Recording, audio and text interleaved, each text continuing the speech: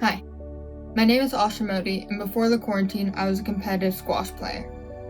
I played tournaments and trained for about 6 days a week. But when COVID hit and everything shut down, it was all gone. And here I am, 6 months later, still unable to go back on a court. Because of this, there was a hole in my heart that no amount of working out could fill. There was no other physical activity that seemed to excite me enough to replace squash. That's when I found dance. Pre-COVID, I would not have considered myself to be a dancer. Maybe I would have said I was a choreographer, if even. But if there's something I've learned during this quarantine, it's that you can't wait for life to give you opportunities. You have to make them yourself. One day, when I was scrolling through my Instagram feed, I came across a post from a guy named Simon Hunley, who was offering free Zoom classes all week through his company, the Phoenix Boys.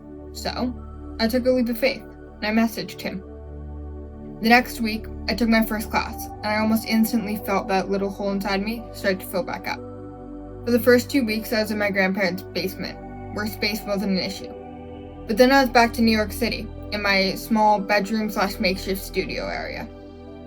And after that first class, I took class after class after class, seizing any opportunity I could to learn. And yeah, I was ready to dive back in, but there was a certain amount of fear that held me back. For one, I'm an extremely injury-prone person, so the fear of getting injured loomed high. And two, frankly, I was afraid of failure. I learned very quickly, however, that no one else was in charge of my improvement. No one else could dictate how much or how hard I trained. So I trained harder. I worked on my technique, and I worked on new styles, and I worked on styles that I had previously seen as my weaknesses, such as ballet. I learned how to properly roll out and stretch and ensure that I didn't get injured. I trained as hard as I could, whenever I could, wherever I could.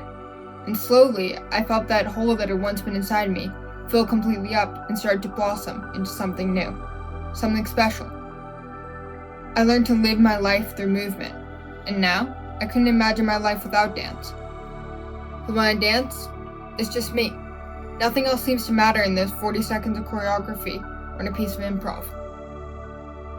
It's just me. Dance, freedom.